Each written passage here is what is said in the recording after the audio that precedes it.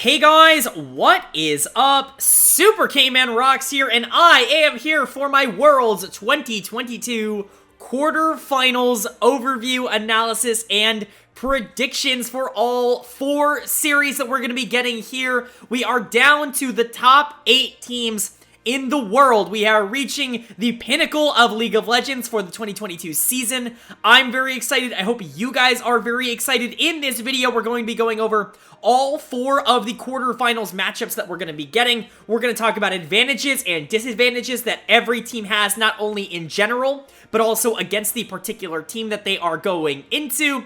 And then at the end, I'm going to be giving you guys my full bracket predictions for the knockout stage here at Worlds. So if you guys are excited, let me know down in the comments section below. You guys have been killing it with comments recently. I know this video is coming out a tad bit later than I anticipated. It's coming out the day of our first quarterfinals matchup. Unfortunately, not only have I been a little bit under the weather, but the entire team has been a little bit under the weather, so it was a little bit difficult to get these done on time while also maintaining some good takes, but we're all in a pretty good state now in terms of being able to make and record these videos, so really hope you guys enjoy. This is going to be a fun video to talk about, and let's just jump right into it. Let's not waste too much time because we've got a lot of fun things to talk about in this video. So let's go ahead and jump right into our first quarterfinals match, the top left of the bracket here, and the first one that is going to be played going up the day that this video goes live.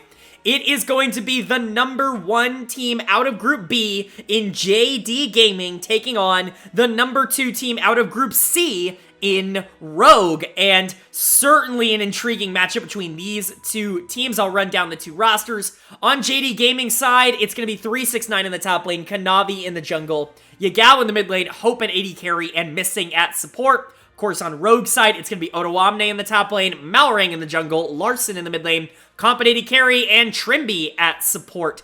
You'll notice up on the screen now, you're seeing both rosters, you're seeing where they placed in their domestic leagues. Of course, both of these teams won their domestic leagues, the Gen.G team winning LPL, and the Rogue team winning LEC.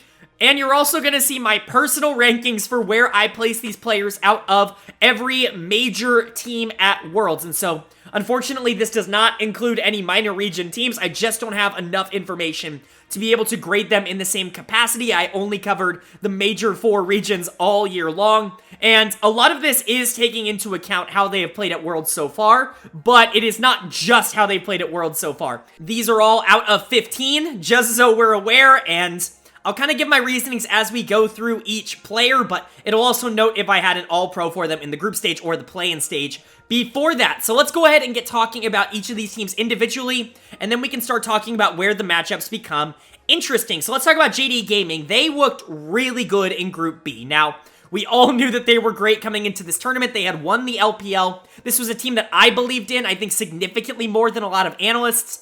All the way back 3 or so months ago, I really felt like they were one of the best teams in the LPL. I had Top Esports above them in the power rankings, but I always talked about how I thought those 2 were relatively inseparable, and I was not surprised by any margin to see Gen.G Gaming come out of the LPL with the trophy this year, as they were the most consistent team, in my opinion, over the course of the year. That did continue into Worlds here. I do think they looked really, really solid. They went up not only against EG and G2, who were a little bit of a dumpster fire, but they also played DAMWON in the group stage, which I think was a really, really good test for a good Gen.G Gaming team. It was really good to see them actually get pushed, at least a little bit here at the beginning of Worlds, kind of see if they're going to be able to hold up on that same international scale. And to me, they passed pretty much every test that you could ask for. They looked exactly like they did in the summer split and in playoffs in the LPL. They played the same way, where they had Yagao and a lot of these facilitators, even in a meta that I think is shifting more towards carry mid laners like Azir, like Sylas. We're still seeing Yagao bring out a lot of these more supportive picks, or even playing some of these more aggressive picks in a supportive style. He's never really going to be your carry threat, but you could argue that he is the best facilitator out of that mid lane position in the entire world, and we saw a ton of strong side top lane coming out of Gen.G. Now, a lot of people, me included, were a little bit concerned about this team going into Worlds, mostly because of the projected Worlds meta going into this tournament, and I think for good reason we were a little concerned. I think top lane has devolved a little bit into a tank-oriented matchup. We're seeing picks like Ornn becoming really popular. Aatrox is perma-banned, so I don't really expect Rogue to be giving that over to 369 under any circumstances, but Ornn, Maokai, Sejuani, these are some of the top picks up in that top lane right now. It's not to say there aren't other picks that are also super good up there, but it's mostly a more weak side top lane and a more strong side bot, which was always going to be concerned with JD Gaming. However, they showed in the group stage that they can kind of play towards bot side, at least a little bit. We'll get to that, but also they're okay just going out of meta a bit, giving 369 the Camille or something similar in the top lane, making sure that Kanavi is on a carry-oriented jungler. Graves has been absolutely huge for JD Gaming throughout Worlds so far, and I would expect that priority to keep up with Kanavi being one of the best junglers in the world. I have him as the number 2 jungler at this tournament, only behind Peanut. I have 369 as the number 2 top laner, only behind Zeus. Really, I think you can make a real case that either of them are number 1 here, but for me, they just come in a little bit below. That's not to say, like, I mean, at that point, you're just splitting hairs. Like, don't get mad at me in the comment section if you want to put them above. I certainly do not disagree with you. It's just where I personally have them. It's just going to be interesting to see if that style is able to continue into the knockout stage, where I think it's going to be a little bit more exploitable. The depth, I would say, of champions in the top lane that can be really carry-oriented in this meta that has incredibly strong side bot laners, things like the Lucian, things like the Kalista, things like the Caitlyn. It really raises the question that if 369 starts getting put lower and lower on the champion totem pole in terms of carries in the top lane, do they need to go to something else in that top side? Maybe something that is a lot more weak side, something more of a tank that can impact the game. It's not really been what JD Gaming's loved to do all year long, but it certainly is possible, especially if Kanavi is on some sort of hyper carry. Obviously, I talked about the Graves, but something like the Hecarim I think could be really good for JD Gaming as well. There's not a lot of teams that I'm going to talk about Hecarim for, but JD Gaming I think is one of the teams that could enable a pick like that a tad bit better than some of the other squads that I don't think have quite the same depth in terms of resources that a team like JDG has. But it's all really going to be through Kanavi, in my opinion. If he is the best jungler in the world, they really shouldn't have a ton of trouble here. If he isn't, it'll make it a lot more interesting, but 369 definitely going to be important as well. I haven't really talked about Hope and Missing.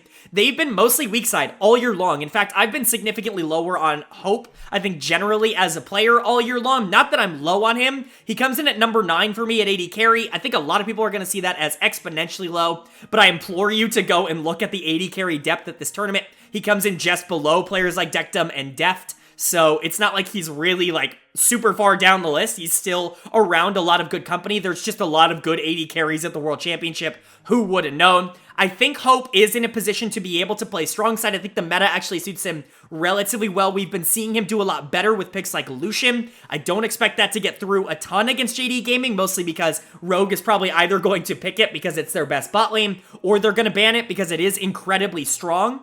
And so for Hope and Missing, it's just going to be about, do they want to go for these more late game scaling 80 carries like they did in summer with the Aphelios, you know, with the Jinx, you know, things like that that I think are going to be a little bit more safe in the early game. Are you willing to go that while also knowing that the top lane champion, you know, carry pool is going to be a little bit pinched? It's going to be interesting to see how that develops in a best of 5 rather than a best of 1. But any player on this JD Gaming team, in my opinion, is good enough to be able to win on strong side and to be able to really push their advantages. My biggest worry with JD Gaming is that somehow, some way, they might not have the better bot lane in this series, and that's certainly going to be up for debate, but it'll be interesting to see if they have to change up their style at all to play against Rogue. On the other side, you've got Rogue. Now, this is a team that started off this tournament white hot. They were absolutely dominating. They went 3-0 in the first week, but they could not hold on. They actually looked pretty poor towards the back half of group stage. This was something that when I did my predictions for Group C in my Group C predictions video all the way before the tournament started, I had actually predicted, I had said that this was likely to happen. Europe seemed to be going into the tournament with a very good read on the meta, but unfortunately, I'm just not sure that they have the same kind of talent to be able to keep up once everybody else kind of learns and adapts to that meta. Rogue really thrived off of getting Odo one of those super tanks in the top lane, mostly Maokai, but also some Sejuani as well, making sure Malrang is on a signature comfort pick. Again, most of the time it was Jarvan, but he can play similar engage type champions. And then getting Comp ahead. Comp has been phenomenal at this tournament. And as you can see from my player rankings, he's the one that I've been most impressed with. He has jumped all the way up, in my opinion, to the number 6 AD carry at this tournament. That is not to be taken lightly. That is right among the elite players. It's only a couple spots below players like Gala and Jackie Love. And so, really, that's what I think of Comp at this point. He has shown pretty much everything that I need to see out of an elite AD carry at this level, and Rogue is really going to need him to step up if they're going to have a shot in this series. Luckily, Trimby is next to him, and Trimby has been, for the most part, good at this World Championships. He was phenomenal in week number 1, really enabling Comp to be able to get ahead. I've talked about it a lot on this channel. The Enchanter meta in general has made a lot of the top supports look a little bit weaker. I'm thinking of players like Ming, players like Keria, who I think definitely prefer to play those more engaged styles. But for a player like Trimby, I think it's really unlocked the best of him. I think Enchanters are a playstyle that he can really get behind. And when he is on those Enchanters, something like the Nami for the Lucian Nami lane, obviously the Soraka, or if the Yuumi, you know, it's not going to get through, but the Yuumi in certain cases. Those are where I think Rogue is going to be at their most comfortable, and that's what I would expect to go to Rogue's side for the most part in this series. Comp and Trimby are going to be strong side. They are going to try and take advantage of the fact that Hope and Missing are probably the quote-unquote weak point of JD Gaming, even though Missing's one of the best supports in the world. One of the things about Missing that I really like is that he's not afraid to stick in lane, and that's going to be weird sounding because you'll know a lot of the supports like to just abandon lane and gank elsewhere, and it can create a lot of pressure not only for jungle but for mid lane as well. And how can I praise Missing for sitting in lane a lot? Well, I think they understand that Kanavi's going to be fine. Kanavi's going to be able to do his thing. Yagao already sacrifices so much to be able to roam with Kanavi. 369's going to be able to win early. Missing's job is to make sure that Hope can hit that late game power spike. And so it's going to be interesting to see if this is more of a calculated 2v2 or if we are going to see some more engagers which are roaming around the map and doing a bit of a different strategy than I think these two have done all year long. I would definitely lean towards it being more of a 2v2 bot lane focused matchup just to make sure that Hope and Comp are put in the best possible positions by both teams to get into that late game, but it's going to be interesting no matter what. But of course, even if Rogue's bot lane is able to generate a lead, it's going to be on the rest of the team to be able to capitalize on it. I talk about Maorang a ton on this channel. I talk about him the most of any Rogue player by a considerable amount, and because I feel that he has the fate of Rogue basically in his own hands. When he wins early, this team does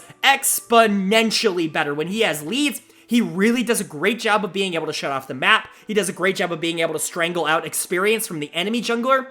And he does a great job of making sure that Comp and Trimby can play as aggressive as they could possibly want, making sure that Comp can just get force-fed and just snowball the game out of control. The problem is that when Maorang loses, the game is almost completely doomed for Rogue. He is a very, very poor player, in my opinion, from behind, from a losing situation, which we've seen all year long. He plays incredibly passively and really just kind of lets the team bleed out. He doesn't make these big flash plays to try and get them back in the game. Not a lot of risky invades. He plays significantly safer once the game isn't technically going in his direction. I think that can really bleed into a lot of his lanes. We saw that in the mid lane a lot during the second half of the group stage where Larson, who isn't your prototypical strong laner, right? He's a good late game team fighter, but he's not someone who's going to be able to go 1v1 against some of the best laners in the world, was really having trouble against players like Zeka and against players like Knight in the group stage that he just wasn't able to keep up with once the other teams were able to generate that lead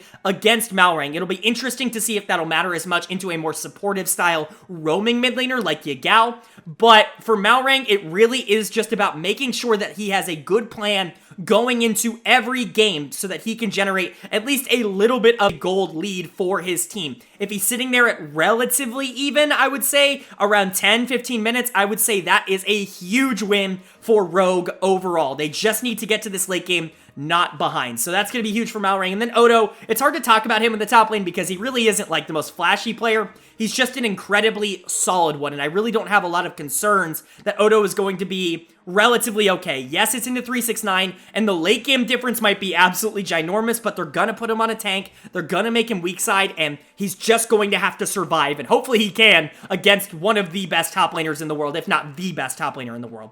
Overall, it's going to be an incredibly interesting matchup. One side really likes to play through top side, the other likes to play through bot. It's really a clash of ideals, and it's always just going to be really interesting to see which one of those comes out on top, not to mention the fact that you're sprinkling in that Rogue is the only Western team to make the knockout stage. a lot of pride from Western fans is going to be on this Rogue side, and JD Gaming is definitely going to be looking to snuff out the fire that is the Western fans' hope. Jumping into our second quarterfinal matchup now. This is one I've been really excited to talk about. One of the most interesting ones that we have in all of the quarterfinals. Maybe the most interesting. That'll certainly be up for debate, though, as we have two of the most historic organizations in League of Legends esports history facing off against each other again here at the World Championships. We have the number 1 seed from Group A in T1 taking on the number 2 seed from Group D in Royal Never Give Up. T1 RNG, I mean, what can I say? Two of probably the biggest organizations that this esport has ever seen, and it's really, really always a treat to get to see them face off against each other at an international tournament. Now, there are certainly some caveats going into this, because it's not the most even matchup of all time, at least in terms of momentum, but a lot of that has been out of the control of RNG. I'm going to mention this at the beginning of this preview. Hopefully, RNG is feeling significantly better than they did on day 8 of the group stage. It was clearly affecting their play a lot. Obviously, I don't want to go into, very specific detail and talk about everything, but they were clearly suffering from the COVID positive tests that they had that caused them to be quarantined for those games. Hopefully, they are feeling better by the time that they come out and play against T1. I'm not going to talk about it more than that. I'm going to be talking about on the Rift stuff, but that is going to be a little bit of a caveat kind of hanging over the entirety of this series. But let's go ahead and talk about the rosters. On T1 side, you've got Zeus in the top lane, Owner in the jungle, Faker in the mid lane, Gumayushi at AD carry, and Keria at support. In for Royal Never Give Up, you've got Breathe in the top lane, Wei in the jungle, Xiaohu in the mid lane, Gala at ADC, and Ming at support. Now, again, you're going to be seeing some rankings, but this is where it comes into play. You're seeing some groups all-pros, you're seeing some play-ins all-pros. If I had any honors more than that, I would give them out, but those are the only ones I've given out so far at Worlds. RNG is going to be getting a couple of that, but let's talk about how T1 likes to play the game. And it's very, very interesting because of all the teams here at Worlds right now, I would say that T1 probably has the least quote-unquote defined way of playing the game. They have a very good roster that I think is very flexible in how it wants to play. Now, the one thing that I think is the most constant out of all of these players is that Owner really does like to get early leads. I have him as the number 4 jungler in the tournament, and that's really high in my opinion. He is right above, and this is a little bit of a spoiler, but he's right above Canyon, and that's a really big leap to take, but in my opinion, Owner was better than Canyon in the LCK this split. I'm going to rely on that, even though Canyon was phenomenal in the group stage. I'm going to say that Owner still hasn't shown the best that he can show at a world caliber level, and if he gets ahead, and if he's really able to dominate a matchup that honestly I think is one of the advantages that T1 has in this series, this could be an incredibly big win for T1. Owner does a really good job of being able to generate his own leads. Not only that, he's actually really smart at being able to decide where to transition the advantages of those leads. With T1, they're very versatile in how they can play the game because Zeus is great as a strong side top laner, and I was talking about that with 369, but I think more so than 369, Zeus has a ton of experience playing weak side, or at least he did this year, which I think is a huge benefit towards T1 as a whole. Now, it's not that simple, right? Because Zeus, obviously, probably being the best player on this team, in my opinion, he's the number 1 top laner in the world. You probably want him on something that can impact the game just a little bit heavier towards the back half, and that's fine. Guma and Keria have actually been mostly weak side, I would say, for the course of this year. They certainly have had moments where they want to play strong side. Guma's Draven is always going to be something that is considered, especially in a meta where Lucian and Kalista and picks like that are incredibly strong. Draven naturally is going to rise up as a bit of a counter pick. Caitlyn is another one that you could throw in there. Draven is often going to be something like that, an incredibly strong side, but Guma can play all those picks as well. Guma Keria can play the Lucianami for sure. They are going to be able to play Kalista. They are going to be able to play Caitlyn Lux or Caitlyn Morgana or whatever they need. It's not like this is some sort of, we talked about the past two teams, JDG and Rogue, as JDG very clearly wants to play to top side and Rogue very clearly wants to play to bot side. I don't think T1 quite has that same mentality. They'll go wherever the wind blows, and I think a lot of that is because Owner is so strong at being able to recognize map state and to go where it is most advantageous. It makes them very difficult to draft against, but oftentimes it makes them very difficult to draft for as well. That's probably been T1's biggest weakness over the course of the year, as a lot of online people will tell you is just consistency in the draft. It's not that they draft poorly, it's that they just don't really have a style that they can stick to and say that it's really their own. That's not always a bad thing because, again, it can make you more flexible. But some games you walk out of draft with T1 saying, wow, this is incredibly strong. They got a lot of power picks, and they lose that game. And sometimes you walk out of draft going, T1 got absolutely draft capped. There's really not a lot of areas that I think play to their strengths, and they're able to win it. It's very weird with T1, but that's why I've really stopped talking about drafts with them the whole time at Worlds. If you've noticed over the group stage, I really haven't brought it up all that much because they're so flexible when it comes to that. So Zeus hopefully on some sort of power lane in the top lane, but again, he also is a great tank player. He played a ton of Ornn throughout the year. I wouldn't be surprised to see him on Maokai or Sejuani if it is left up. Owner can play both of those as well, and so it's flexible in that regard, but it is definitely not it's not locked in where that has to go depending on playstyles.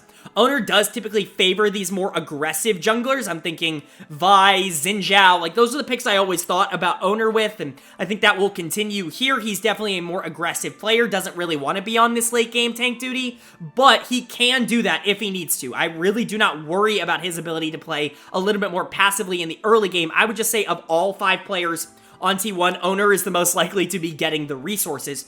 Faker in the mid lane has had a weird arc this year. Now, obviously, it's Faker, so we know he can play the carries. We saw the Akali a bit in group stage. It was really, really good, but we also saw a little bit of, I don't know, a weird part of Faker where he just wasn't the same kind of carry player. He would take these more aggressive matchups, these assassin versus assassin matchups, and he wouldn't look nearly as dominant. Now, some games he would, but some games he wouldn't. Most of the time over the course of the year, Faker was actually on these more supportive picks. I think a lot of people would be surprised to know that one of his highest pick champions this year was Lissandra, and I think that really does tell about T1's playstyle. They wanted to make sure Owner had as many resources as possible, and a lot of times that came through Faker. Now, I'm not saying that he can't turn that around, pick up the Akali, pick up the Sylas, pick up the Azir, and just win the game on his own. He absolutely can. It's still Faker, but it really hasn't been the playstyle that T1 has wanted to go to all year. It'll be interesting to see if that adapts. I have been saying on this channel that I expect it to adapt, and I expect it to change at Worlds, and so far it has a little bit, but really not as much as I thought it would. And honestly, even when they did adapt, it didn't look nearly as finished and polished as I think it should have, and so that's definitely interesting. But let's go ahead and talk about this bottom lane, because I think with T1, the bot lane is really where the conversation gets to be a little bit more divisive overall. I think a lot of people have been very low on Gumayusi and Keria as a duo lane for T1 over the course of Summer Split, ever since MSI, really. And I've been very vocal on this channel that I disagree with that sentiment, and I think that has only been proven true so far at Worlds. Guma was phenomenal in group stage. There's really no other way to put it. He was great in lane. He was great out of lane. In my opinion, he was the best player on T1 in group stage. You can talk about Zeus being great, and I agree, Zeus was really good, but Guma was awesome in group stage, purely just based on the games that they played. He wasn't getting a lot of recognition for it, but I mean, to just be the best AD carry in that group in group stage, in my opinion, over someone like Viper, not an easy thing to do, and I think he did it very, very convincingly. Hopefully, he can maintain that form going into these best of fives. They've always been a little bit of his weakness, so we'll see if he can adapt and make sure that he can be on something more comfortable to make sure that this series goes a little bit easier for him. Then you've got Keria. Obviously, Keria, known as that engager player, definitely struggled playing the enchanters for a majority of the year, and with the meta kind of going a little bit more back to those enchanters as opposed to the engagers that I think we saw for a majority of the beginning of Worlds, it'll be interesting to see if T1 adjusts or kind of sticks to their guns there. I think Lucian Nami is going to be an incredibly interesting thing to see if it's picked up by T1. Overall, I think it's an incredibly strong lane, but I'm not sure it plays to T1's strengths in the same way. Of course, I said earlier that Guma and Keria can play it. I have no doubts that they can play it, but it'll be interesting to see if they play that as opposed to something like maybe like Callista Nautilus. I think is really positive for this team, or Callista Leona, or perhaps, like I said, Draven, who really does function really, really well with some of those engagers. Misfortune, another pick that we've seen kind of fall down the priority ladder, if you will, over the course of the tournament, because she's not doing all that well. I still think she can be incredibly strong. She just has to have the right setup, and I think Keria could potentially be that. So it'll be interesting to see what happens with T1 there, but really, like I say, a lot of this team's success is on Owner in the jungle if he's able to generate good leads and, you know, get into a position where he can move those wherever he sees fit. Oftentimes, this team is going to be going into late game with relative ease, and that's always going to be the comfort spot of T1. For RNG on the other side, definitely a more interesting team to talk about. They've really been a tale of two teams, if you will. It's hard to talk about because there's a lot of players that have really good moments and really bad moments. I think RNG is way more similar to a team like DRX than people give them credit for. Again, not to, shit on DRX. In fact, that's more of a compliment than anything with how DRX has played at Worlds so far. But in my opinion, it is worth noting that RNG isn't this, dominant, guaranteed top 4 team that I think a lot of people think they are. This was a team that could not win a single best of 5 until they had to play against the 9th place LNG team in playoffs. It's certainly something to consider. I'm not saying that they're bad. LNG certainly got better towards the back half of the year, and it was unfortunate that the 2 best of 5s they played before that in summer were against EDG, who has a good matchup against them. But it is worth noting that a lot of the flaws that this team had really are kind of being ignored. It's been one of my biggest pet peeves at Worlds so far is the analyst desk, the commentary team, really haven't acknowledged any of RNG's flaws, and I think we've even seen a bit of them at the World Championships. Let's talk about their good things first, though. I think it's really hard to talk about RNG without talking about both Xiaohu and Ming. They're 2 long-standing players, the historic players on this organization, and in my opinion, the 2 most consistent players on this team over the course of the year. They've both been great. I think Ming has honestly become incredibly underrated. I didn't see anybody putting him as the #1 support at Worlds pre-tournament. I think that is absolutely blasphemous. He is amazing. He's the best engaged support in the world, and it's not all that close, in my opinion. He's also incredibly strong in the early game, both in lane and on those roams, and so he really just unlocks whatever RNG wants to do. He is always integral to whatever game plan they want to play, and he's incredibly flexible. We've seen him pull out some weird picks so far at Worlds. The Shen in play-ins, the Set, we've seen come out of him multiple times at Worlds so far. These are picks that typically I wouldn't say are incredibly strong, but they play exactly to RNG's strengths, and I think Meng honestly gets underrated in that respect. He's phenomenal for RNG.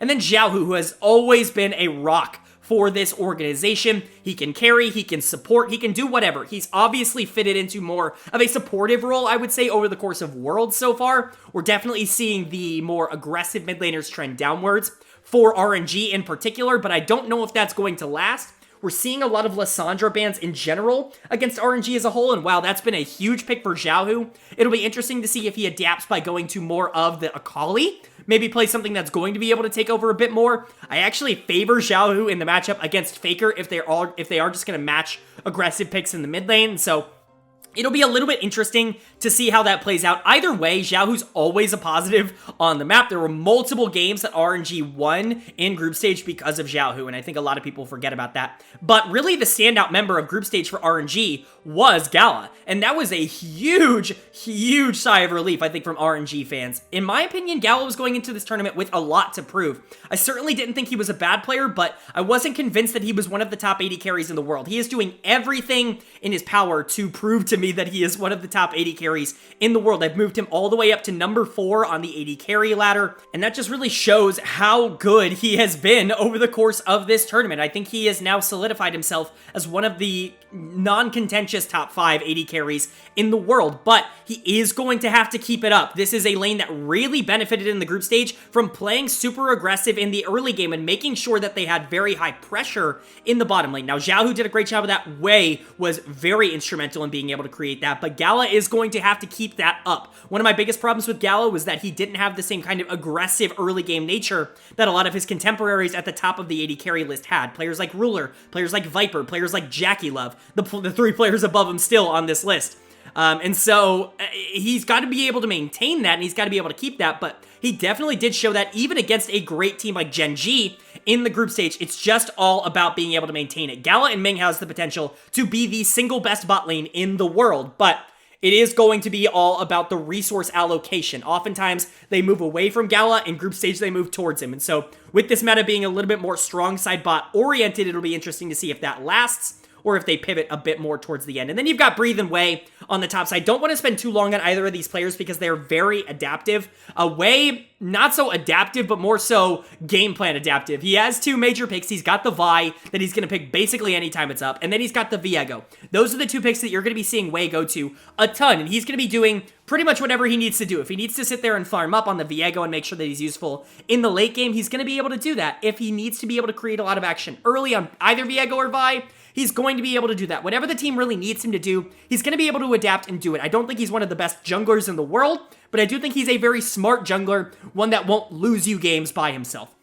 And then you've got Breathe in the top lane. Breathe, definitely more so known for his split push carry oriented style, has definitely taken a different approach on RNG this year, played a lot of weak side, especially in summer. It'll be interesting to see if that continues. I see a lot of blind Fiora coming out from a lot of teams at Worlds so far that feel very confident about their top lane matchups. RNG definitely not shying away from that. One thing I will say, blind Fiora into Zeus is going to be terrifying and honestly incredibly fun to watch. It'll be great to see if that gets pulled out, but those are the picks that you're really looking at for Breathe. It'll be interesting to see if he adapts to some more tanks. Again, very similar to Zeus in that he prefers a lot of these split push carry oriented picks, but he can play the tanks. He's certainly not, not used to playing tanks in a weak side in the top lane. So it'll be interesting. Matchup-wise, I think these two match up against each other incredibly well. I'm really, really excited. Gala versus Guma is probably going to be the most interesting thing to watch in this series because I really do think the battle of the young AD carries, whichever one can get the leg up, is really going to tilt the tide in their favor. But Owner versus Wei, I think, is also going to be massive for this series. So either way, it's going to be great to see these two historic rivals face off against each other on one of the biggest stages in the world. That's going to bring us to our third quarterfinals matchup, and the one that I have been most excited to talk about, the one I am most excited to watch, and ironically, the only inter-region match that we have in the quarterfinals, we have the number 1 seed from Group D in Gen.G, taking on the number 2 seed from Group B in DAMWON Kia. Number 1 in the LCK taking on number 3 in the LCK. This is an incredibly interesting matchup because DAMWON was one of the few, if not the only team in the LCK to actually be able to push Gen.G really at all over the course of the summer split. Now, obviously, Gen.G didn't start this tournament nearly in the same kind of form that a lot of people expected them to be in, but they've certainly recovered, in my opinion. It's not even all that close. I really, really like how they've been playing so far in week 2. Really, really like not only against how they played against RNG, but how they played against all the other teams, CFO, 100T. I think they really started to look like the dominant selves that they were in the LCK. And I'm just really hoping they're able to keep that up. Their lineup's looking like Doran in the top lane, Peanut in the jungle, Chovy in the mid lane, Ruler at AD carry, and Lehens at support. Obviously, DAMWON looking like Nuguri in the top lane, Canyon in the jungle, Showmaker in the mid lane, Dectum at AD carry, and Kellen at support. Two really intriguing lineups. Now, let's talk about Gen.G first. You can see they've got 3 number 1s. This has changed a bit since my pre-tournament power rankings because, as everybody knows, I had Chovy at number 2 in terms of mid laners. If you watched my top 20 players at Worlds list before the tournament started, I had Chovy at number 2, I had Knight at number 1, and while I don't really feel like there has been enough to make me feel differently, it honestly just feels a lot better to put Chovy at number 1 now that his team is doing super well and that he's reached the knockout stage, quite frankly. I still don't think there's a huge difference between the two as players, and I know I got a lot of flack for that, and I will continue to get a lot of flack for that, but Chovy is arguably the number 1 mid in the world, arguably the number 1 player in the world. You could say the absolute same thing about Ruler. You could say the absolute same thing about Peanut. Those 3 make up the most dangerous trio in League of Legends, period. There is not a single team in any region under any circumstance that is able to match Peanut, Chovy, and Ruler in terms of talent. That is always going to be true, and that is always going to make them favorites in a lot of games. Now, there certainly are advantages that this team has and weaknesses that this team has. So let's talk about it. Let's talk about the advantages. Well, the advantages are the fact that they have a very defined and clear playstyle. Ruler wants to get ahead. This team has put every ounce of its being in to make sure that this bot lane wins. And I think overall, that's going to be really good for this tournament. We're seeing more of an adaptation towards strong side bot, like I've talked about all the time in this video already. Lucian, Kalista, Caitlyn, even Draven. A lot of things that really want to be able to generate a lead early.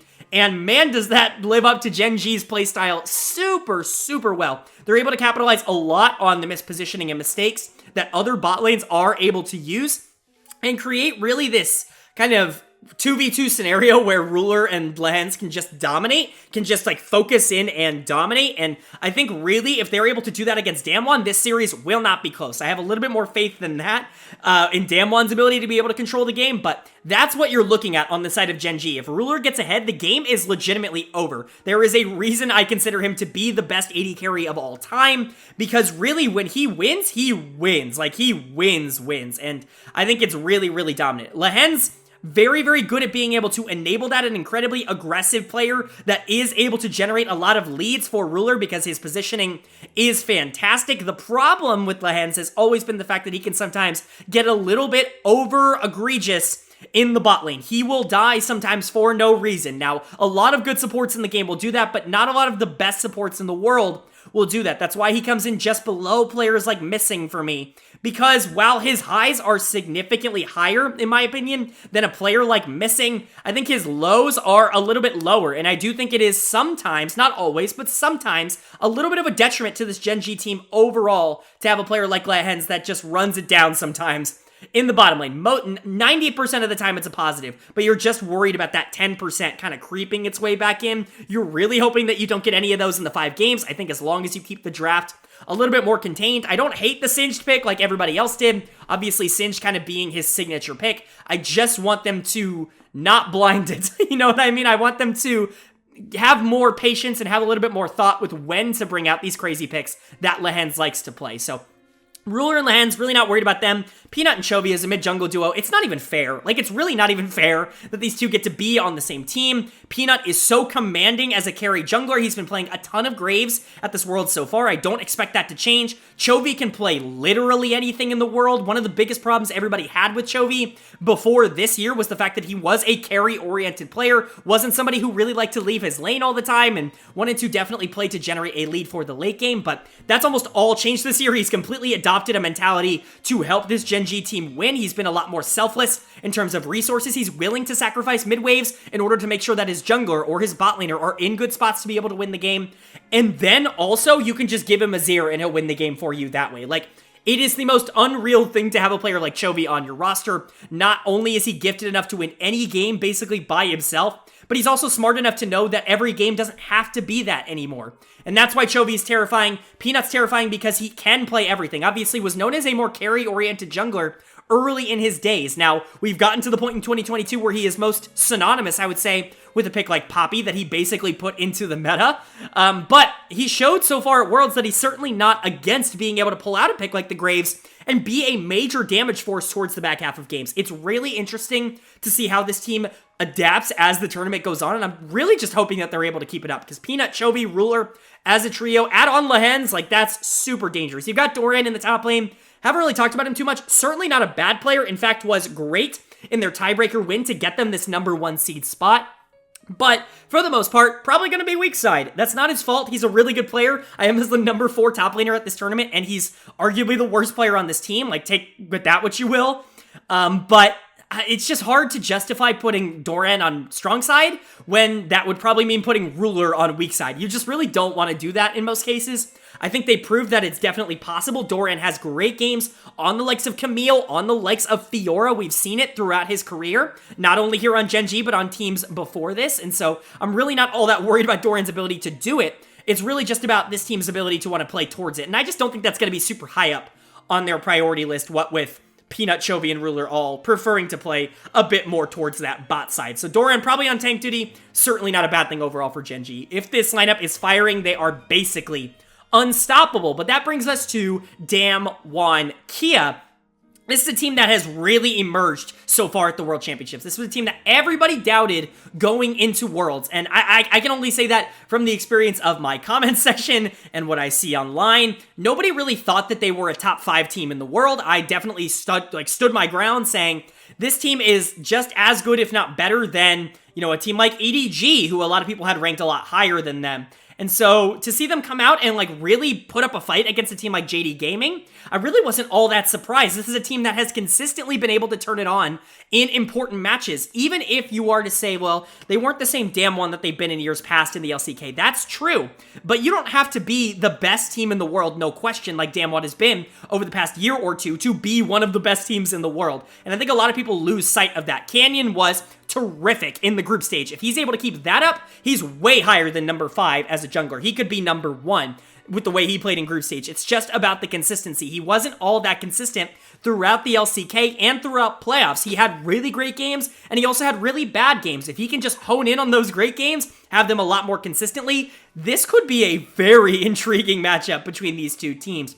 Canyon is the type of player that really can take advantage of some of the more calculated efforts that I would say Peanut takes. Peanut's not an aggressive player. He's a much more calculated, I would say, jungler. Canyon's just going to go and get advantages for himself and for his laners, and that can really put a wrench in a lot of what Gen.G does. They don't like playing from behind all that much, and that's why DAMWON actually was a pretty decent matchup into them in the LCK regular season. Now, we can talk about Canyon being super important, but the other player that's going to be crucial towards this team's success is, of course, Showmaker. Another one of the greatest of all time here. Had a down season. There's really no other way to say it. While Canyon, I think the negative impact that Canyon had on this team was definitely overblown by a significant amount of reporters. I saw many people talking about how Canyon might not even be a top 5 jungler in the world, right? I think that's just wrong. He certainly had his moments that he wasn't great on, but for the most part, he was carrying DAMWON to a lot of these wins. I do think Showmaker took a pretty big step back this year. Now, he looked pretty good in group stage, but it'll be interesting to see if this flip more towards the control mage style in the mid lane helps him. I think that's going to be hugely beneficial to a player like Showmaker, who has always been a little bit more adept on the control mages, things like the Victor, in this case, as opposed to something like the Akali. I think this is definitely going to benefit him just a tad bit more. It'll be interesting to see how much, and again, not to say he can't play Assassins, he's still one of the best players in the world. It's just interesting to see that, you know, Showmaker might be getting even more meta viable here, and if he's able to keep up with Chovy at all, which peak Showmaker definitely is able to keep up with Chovy, do not, you know, misunderstand me. I actually had Chovy at number 2 in my mid lane rankings at the beginning of the year. I had Showmaker at number 1. That should show you how good I think Showmaker is. If Showmaker is able to get that best out of him, this mid-jungle duo is going to be a lightning storm of fun to watch, and I'm really excited. Nuguri on the top side, again, I think top side's going to be mostly weak side. Nuguri can be strong side, and in fact, I think he prefers to be strong side, and generally speaking, DAMWON isn't afraid to go with that, but I think in this meta, it's just going to be a lot more difficult to say, like, okay, we want to play through Nuguri when we have got Ruler and Lehens in the bot lane. If they're just kind of left to, you know, be a strong side into Dectum and Kellen as a weak side, I just don't know how well that's going to go for you, so I would expect Nuguri to play a little bit more of a passive role in this series, but that's not a bad thing. He can be strong side, he can be weak side. Pretty versatile, can run into some issues of being over-aggressive, and Gen.G is the kind of team that can punish that, but if a lot of resources are going to be spent bot side, it's probably just going to be a little bit of a wet noodle fight in that top lane, but that brings us to Dectum and Kellen. Now, there's certainly some divisive thoughts about Dectum and Kellen, as there is for all of DAMWON. I am very high on Kellen. I've talked about this on the channel a lot. Kellen, for some reason, is never listed amongst some of the best supports in the world. Why not? Like, where is he? I have him at number 6. He could be way higher on this list. He could be higher than Lehens. He truly could. He was phenomenal in group stage. I actually think he was incredibly underrated in group stage. He was this team's second best player. It was Canyon and Kellen that I think were really dominating for this team.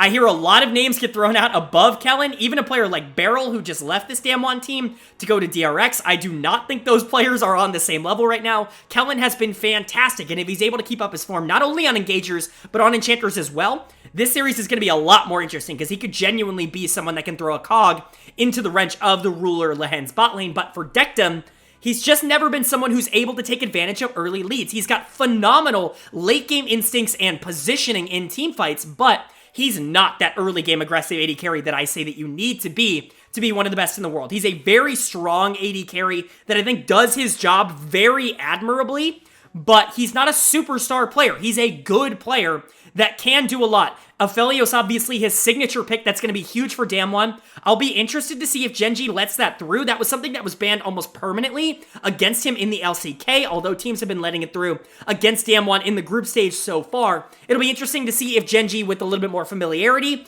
with a team like DAMWON, is going to let that through as easily. And if they do, is DAMWON going to prioritize a pick like Aphelios over one of these more strong side bots, like a Lucian, like potentially a Kalista? It'll be interesting to see the adaptation there, but a lot of interesting elements going into this series. I think Canyon versus Peanut is awesome. Showmaker versus Chovy is awesome. Truly, at the end of the day, I just feel like we're treated with one of the most interesting quarterfinals matchups that we could possibly get. And truthfully, and I mean this as seriously as possible, when we get to the bracket stage, I'll elaborate on it, but the winner of this could very well decide who wins the entirety of Worlds. That's how highly I think of both of these teams here.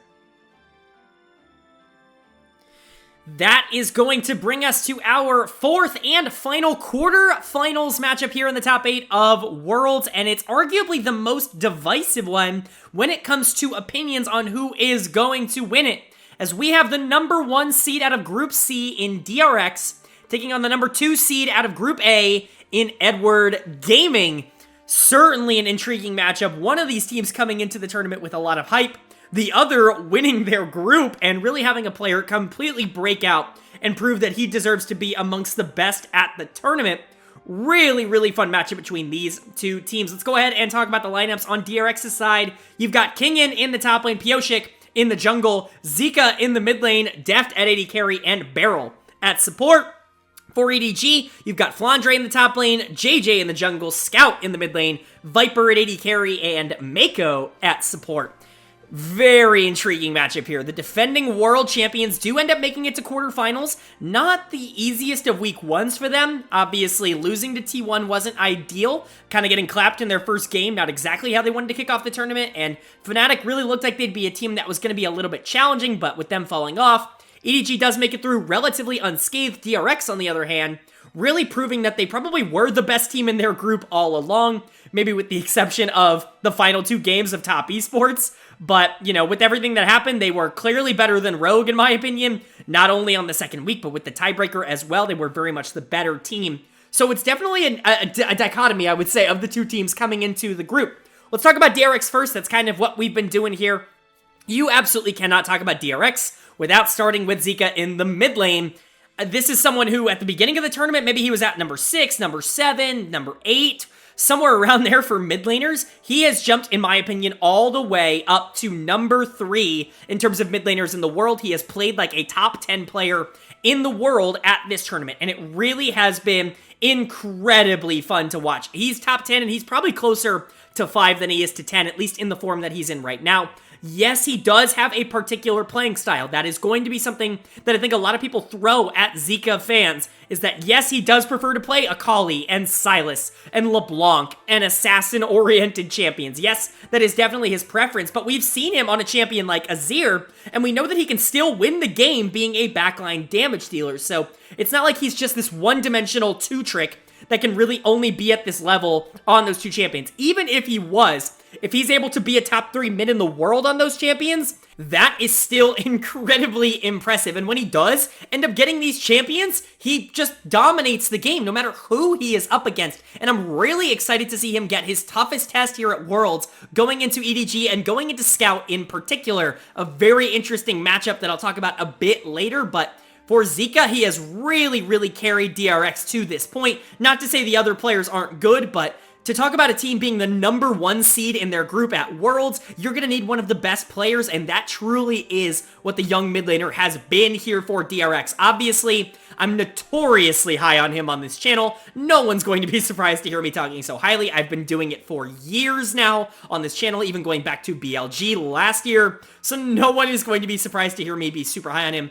I will say I'm very high on the rest of this team as well, at least in comparison, with one major exception, which I noticed in the comment section, so I'll bring that up in a bit. Let's talk about topside first.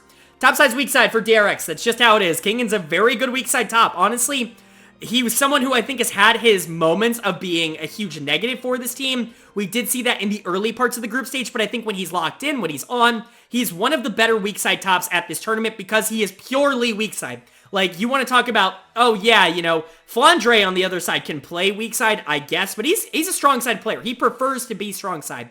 Kingen has no qualms picking Maokai, picking Sedge, picking Ornn, just playing super passive in the top lane and letting the rest of the team roll around him. And I think that's a huge positive for a team like DRX that does have a more established playstyle. Kingen, I actually think, really leveled up as that weak side top laner in the LCK this split. He was someone who I've been very down on over the course of his career, but as I talked about in a lot of my LCK videos, I think he had his best split ever in the LCK in summer this year, and he has carried that over a bit to Worlds. I think he's been very stable for the most part. He's had some bad games, but in the games where DRX looks good, Kingen looks good, so you gotta give him a lot of credit there. Pioshik in the jungle, not so stable, in my opinion. Incredibly volatile as a jungler, has been very positive, I would say, for DRX over the course of Worlds so far, which has been really good, but Pioshik, make no ifs, ands, or buts about it, can throw any game that he is given, and that's just the truth of it. That's the reason that Juhan stepping in the regional gauntlet to get DRX to Worlds was such a big deal, because it really felt like he was going to be the jungle savior for DRX at Worlds, but they split time in the play-ins. Pyosik honestly looks fantastic throughout, and so he gets the nod in the group stage, and he has been very good for DRX so far. I've always been very high on Pyosik. I've talked about it on the channel. I'm very biased towards Pyosik. He's my favorite player in the world. When he is playing well, he looks like one of the best junglers in the world. I have him at number 8. That might be a little generous for how he has played over the course of the year, but so far at the tournament, I think he's lived up to that billing. He's been very, very good, and I really, really hope that he can continue that, get a lot more PO sick than PO shits in this series. He's going to be incredibly crucial, though, as well, because like I said, when he's bad, this team is bad, and JJ really does take advantage of bad junglers incredibly efficiently, so that's going to be a huge point of contention for DRX. But that's going to bring us now to the DRX bot lane. And the DRX bot lane has been pretty interesting to talk about.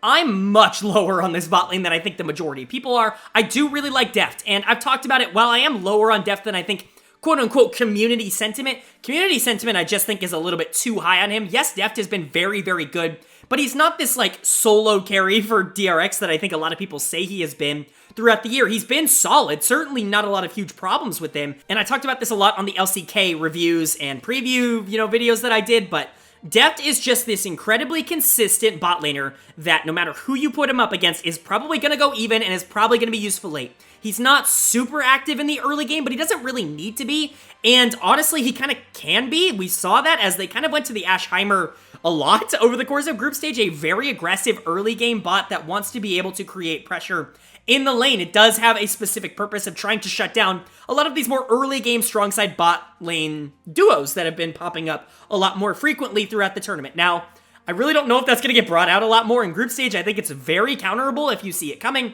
EDG will also have a ton of time to prepare for it, and I do think that that is a thing that does have counters if you are ready to bring them out, and so it'll be interesting, but just generally speaking, Deft, hyper consistent, going to be fine, not really going to dominate lane, but not necessarily going to lose lane either. They like to play through mid lane, despite what Reddit likes to tell you, so, and then there's Beryl. Let's talk about Beryl for just a second. Beryl is someone who, if I'm being entirely honest, I'm not super high on. I've really fallen off of Beryl over the course of the year. He did look good on the Heimer at Worlds. Like, I want to stress that I don't think his Worlds performance has been bad by any stretch, but I saw a lot of people online putting him in, like, their all-pro for the group stage, and just, I don't agree with that. Like, he's a good player, but he makes a lot of mistakes. Really, his biggest problem is sometimes you're just watching him play, and you're screaming at him for some of the decisions that he makes throughout the game, because oftentimes he's just not roaming with Pyosik. Beryl, Pyosik as a duo are not together super often, or at least they haven't been over the course of the year, and it's so frustrating to watch. He clings to Deft, and sometimes that can work, but like oftentimes that's just the wrong decision. We saw a lot of Western teams do this at the tournament as well. Cloud9 comes to mind, G2 comes to mind, where the support will just kind of sit there and play with the AD carry rather than actively be on the map trying to make plays. I just want to see more explosiveness coming out from Beryl. That's not to mention the fact that he chooses very bad roam timers out of the bot lane. He's really good in the 2v2 though, so that's kind of your trade-off that you get, is that he's a much more experienced 2v2 bot lane player, but when you get him on these roams, especially when you're trying to link him up with Pyosik in the jungle, oftentimes you're just not nearly going to be getting the same kind of effect that you get with some of the other top supports in the region. Yes, he plays the Heimer super well, and it's really fun to see him pull it out, but I think generally speaking, he could be a weakness for this DRX team as we move into best of fives, as someone that could potentially be targeted with the game plan in the early game that could maybe just get this bot lane super far behind. So it'll be interesting to see, but always with DRX, it's going to come down to, can Zika win the game, and how hard can he win the game? And that's really going to determine how well this team does. For EDG on the other side, though, completely different argument. Yes, they are mostly a one-player team in that same regard, but their one player is more like two players, and it's one lane, right? More so, where I think DRX really needs that mid lane to go super well so that they can transition a lot of that pressure to other parts of the map. The same thing can be said about EDG and their bot lane. They have really, really unlocked this team throughout the year. I've talked about it multiple times. Once JJ actually came out and Gen.G came in to play jungle through the second half of the summer split, and Gen.G was just like, I'm gonna AFK run at bot. I'm gonna make sure Viper and Mako are in the best possible spot to win this game for us, and I don't care if I get super far ahead. I don't care if Scout gets behind, which was kind of the game plan before that. It was really play through mid, and that's kind of what won them the World Championship last year. I'm not gonna blame them for sticking to that game plan, but it's 2022, not 2021, and mid lane's just not the kind of role that you can play through every single game right now, and so JJ comes back in for playoffs, and he clearly learned something watching Gen.G play from the bench as he comes back in and really does invest a lot into Viper, making sure that he's in a good position to win a lot of these early game duels and transition it into late, and that really did change EDG for the better. You're now looking at an EDG team that is incredibly scary to go into, not only because they can play the early game stuff, but because even when they play the late game stuff, they are incredibly dominant in the early to mid game. I want to talk about Viper and Mako because I just don't think they can lose a lane.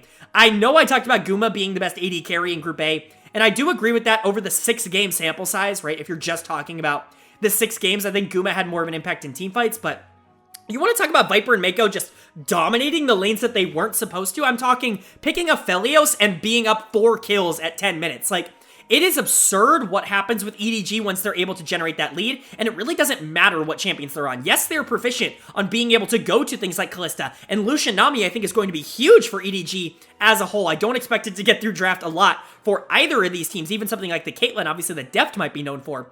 But you want to give Viper a Felios, that's fine. Mako can pick the Thresh like he did a bunch in group stage, and he's going to dominate, so much so that he got my group stage all-pro for support here. Was really, really, really good for EDG, and if they stick to a formula like that, where they can just dominate bot lane early and really just snowball the game out of control, they're incredibly difficult for any team to stop, let alone a team like DRX that really doesn't love investing a ton into deft early. So it'll definitely be an interesting dichotomy there, but it's not just that. They do have some weaknesses. Scout's been fine. I'm a little bit lower on Scout going into this tournament than I think a lot of people are. I think Scout's a good player, and I'm high on Scout as a player. I just don't think he's in great form right now, and really, I don't expect him to get a Zir at all in this tournament, which really makes me concerned, generally speaking. I think Scout mostly likes to play these longer range, more poke-oriented mages, things like the Azir. The Corki comes to mind from last year, but that kind of style, right? I don't think he really wants to be on a Kali. He can play it, but I don't think he really wants to be. We saw a lot of Lissandra, a lot of Talia out of him in the LPL this year. That could definitely carry over into these, pick ban stages, but overall, it's just going to be incredibly difficult for Scout to find an avenue to be able to match Zika in terms of pressure, because he's often going to be on more supportive picks, while Zika's going to be on something that's going to be receiving a lot of pressure and being able to generate it across the map. So it'll be kind of an interesting matchup, but honestly, that's if I can see EDG's bot lane going in their favor, I could see DRX's mid lane very much going in DRX's favor, but that's really going to be up to JJ to try and quell. Like I said, he really likes to play through bot, and I do think that's made the team a ton better, but there might need to be some protecting around mid here. If Scout's going to be on something that's going to be a little bit more passive, whereas Zika's going to be on something that's going to be a little bit more aggressive, you just want to make sure that he doesn't get completely out of control. And for the most part, as long as Pioshik's not, dominating this bot lane for you, which is very unlikely, he really doesn't like to do that, especially Pioshik. Juhan does like to go bot lane, but Pioshik very much didn't nearly as much, or at least from what I saw. JJ, I think, can kind of spend a little bit more time mid in that scenario. I think he's going to play in bot river, really trying to make sure those lanes are in a good spot. I think if they were able to split the map, that would be so ginormous on the side of EDG, but I doubt DRX would let something like that happen. Overall, JJ is going to be incredibly crucial if he can catch out Pioshik in a lot of these scenarios where he's putting himself in situations where he's not really in the spot that he needs to be in. Then I think JJ could actually swing this series fully in favor of EDG. But on the same token, JJ's also the kind of player that can just lose sometimes. And so, similar to Pioshik, if he doesn't show up and he doesn't have a good series, EDG could be in a lot of trouble. Very, very interesting jungle matchup there, in my opinion. And then you've got Flandre in the top lane. A lot of people are going to be mad to see him this high in my top lane rankings, coming in at number 6. But I think a lot of people forget how freaking good he is on carries. He really hasn't played any at Worlds so far, and unfortunately for him, I just don't think he will, but he's someone who can play strong side. They don't really like to do it because Viper is just so much better at being strong side. He's one of the best players in the world. But Flandre is still capable of being a good top laner. And honestly, I would say this top lane matchup is pretty in favor of EDG just in general. I really do like Flandre's matchup into more weak side, farm-oriented top laners. And that's exactly what I think Kingen is. He's going to take advantage of a lot of the aggressive positioning so long as Pioshik doesn't punish too hard, but then to Pioshik's top side, you should be able to get some stuff bot side, etc., etc. I think matchup-wise, this actually isn't all that bad for EDG in the top lane, and so it's definitely going to be interesting, but the way that these two teams counteract and coexist with each other. Probably the most interesting of any of the 4 matchups in quarterfinals. But I really think at the end of the day, it's all going to be about who exactly shows up on the day and who is in form enough to be able to take 3 games against another really top-tier team. Alright, well that is going to do it for my preview of all 4 quarterfinals matchups. You can see up on your screen right now the World 2022 Knockout Stage bracket. And it's time for what I think a lot of you have been waiting for, my bracket prediction. I'm going to be going through every single series, not only quarterfinals, but then semis, and then finals to talk about who I predict to win the 2022 League of Legends World Championship. So let's get right into it. We're going to be starting in the top left of the bracket with our first series here, JD Gaming take on Rogue, and as I kind of hinted at in the preview here, just a tad bit, I tried to stay as unbiased as possible in the preview that I was doing for these teams, but it was pretty hard not to say that I'm pretty in favor of JD Gaming to win this series. Yes, I do think the matchup in terms of Rogue's bot lane into JDG's bot lane is really interesting, and I think that that is something that they could exploit for a game win, but I'm just not sure that they're going to have enough firepower to be able to take an entire series off of JDG. If I had to predict, I'm going to pick JDG in a 3-0 or a 3-1 here. If Rogue's able to take a game, I would consider that a success overall. But JDG, a tournament favorite, not a huge surprise to be moving on here. As for the second one, T1 taking on RNG, a historic matchup here. I think a lot of people are going to have some divisive opinions about this, but anybody who follows the channel is probably knowing where I stand with this. I have T1 picking up the win here in this series. Yes, it's a good RNG team, but I still think they have a lot of problems that people just simply are not talking about. The consistency with that team is extraordinarily low, and I think a lot of people aren't seeing it as such. I don't think it was just a COVID problem for them. I actually think they played relatively similarly to what they did in the LPL when they were playing a team like Gen.G in that final day of Group D, and so for the most part, I think T1 just has the advantage in this series. But if Gala can really pop off and prove himself to be significantly better than a player like Guma, I think it could be closer than that. Especially if Zhao, who has some really good games on a pick like Akali. But just for the most part, T1's firepower should be immense and really difficult to take down. Zeus and Owner should be huge X factors for them in that series. But moving on to the bottom side of the bracket here, we've got Gen.G taking on DAMWON Kia. My favorite matchup of the first round, pretty much no question. Super, super interesting matchup. I truly do believe that the winner of the series could genuinely go on and win the World Championships. That's how good I think these two are. But for me, I am going to have to give the edge to the raw talent of Gen.G. I think this will be very, very close. I think this could very well be a 3-2 series going in favor of Gen.G. So the way I'll put it is 3-1, 3-2 in favor of Gen.G. That's my 2-game spread. I didn't talk about for T1 RNG, but I think it'll be a 3-1, 3-2 as well in favor of T1. I think Gen.G DK is a little bit closer, but I don't know. DK's really going to have to step up against a team that, quite frankly, was incredibly dominant in their own region. While DAMWON has really shown a different level of them, so much is going to be on Canyon being able to out-jungle Peanut, and I just don't know if I would expect that or predict that to happen here. So I've got Gen.G moving on, but then we've got the most volatile of the quarterfinals matchups here between DRX and Edward Gaming. Really, really difficult choice here. DRX is super in form right now, and really in form, DRX has not been able to be beaten by practically anybody. Even at, in the LCK, they were able to really take down some good teams when they were in form. EDG, on the other hand, have really started to build some momentum as well. If they were able to beat T1, that would have made me feel a lot better, but they weren't able to do that in group stage, so it's really, really a big toss-up, but I'm actually going to go against the grain here, and I'm going to pick EDG. Now, I know a lot of people are picking DRX with the momentum, and I just don't know. I don't expect their talent to be able to rise above. I think mid lane's a very difficult position to play through right now, and I think Scout is a very good player at not letting the enemy mid laner generate ginormous leads against him. And so unfortunately for DRX, I think it's going to rely on Viper versus Deft, and for me, that just comes down to Viper winning. And so EDG is going to move on, and those are your top 4 in my opinion. JDG, T1, Gen.G, EDG, maybe not top 4 teams at Worlds, but top 4 teams in the top 4 teams positioning-wise at the tournament, my 4 teams in the semifinals. Let's go ahead and jump back up to the top, talk about our first semifinals matchup.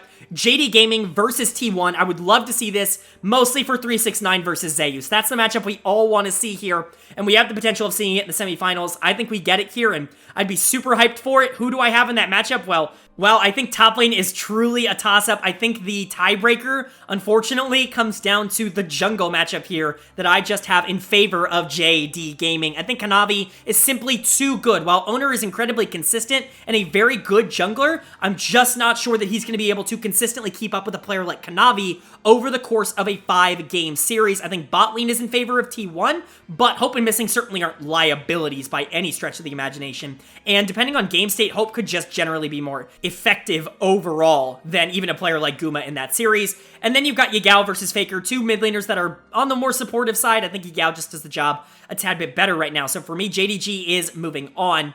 And then you've got Gen.G taking on EDG. Now, this is one of the bigger easy calls, I think, for me. I think whoever makes it out of Gen.G DK is almost certainly guaranteed to make their way to the finals. I think they beat DRX or EDG. So for me, Gen.G is going to be picking up the series and moving on. They just have a distinct talent advantage. I know EDG are the reigning world champions, and it would be great to see them get to defend their title in World's Finals. I just don't think that is going to be on the cards for them, as Gen.G a little bit too much of a powerhouse. I just don't see EDG being able to get around the talent gap. If Peanut plays remotely okay, Chovy and Ruler should be able to take over that series. Really the only bot lane matchup in the entire tournament that I would see not going in Viper's favor, in my opinion. But that leads us to my projected World Finals, being JD Gaming taking on Gen.G. Now, this is the one I think we all want to see. The #1 teams from both regions playing against each other in the World Finals. This is what dreams are made of. And for me, if I had to pick the winner between these two, I'm going to pick Gen.G. Now, this will be no surprise to people who have followed the channel, but I do truly believe that they are the best team in the world. The top 3 of them are unbeatable, and even Doran and Lehens certainly not that far off. I think bot lane is hugely in favor of Gen.G, and where they do generate advantages, in my opinion, in the top lane, I even think the jungle matchup that JDG has really relied on being able to win over the course of the year isn't nearly as strong against any other team as it is against Gen.G. Peanut is probably the only jungler in the world that I would say could really go toe-to-toe with Kanavi and potentially come out on top. Chovy should have the advantage over a player like Yagao in the mid lane as well. Just generally speaking, matchup-wise, I think Gen.G should be able to grab the win and the World 2022 crown. But that's going to do it for my predictions, not only in previewing all the quarterfinal matchups, but my entire bracket. Let me know what you guys think down in the comment section below. I know you guys are going to have very different opinions to me. That's the fun of all of this. It's all predictions, it's all thought, it's all analysis, it's all experimentation, all the words you want to throw at it. So let me know how you guys feel down in the comments section below. Do you see Gen.G and JDG making it to the finals, or is there somebody else that you see kind of making that big run? Do you think a team like DAMWON could really make a surprise run after finishing 3rd in the LCK? Anybody else? There's just a lot of good, talented teams at this World Championships, and I'm interested to hear what you guys think. But of course, while you're down there, go ahead and hit that like button. If you made it all the way through this hour-plus long video, it probably means you enjoyed it, so I would really recommend that you hit that. It helps the channel out a ton. You guys have been killing it with all that lately, and of course, if you are new here, go ahead and hit that subscribe button. If you made it an hour and 10 minutes into my video, you're probably going to like a lot of the rest of the content that I'm putting out. So it really would mean a lot to me if you hit that subscribe button. Maybe even hit the bell so you can be notified when I post these videos. We're going to be going over every single quarterfinals matchup throughout Worlds. Not only that, but semifinals, finals, and then we've got some awesome off-season content coming up for you guys as well. So if you're interested in that, hit the subscribe button. It would really mean a lot. But of course, with all that being said, I hope you all are having a great day. I hope you continue to have a great day. And I will see you all later.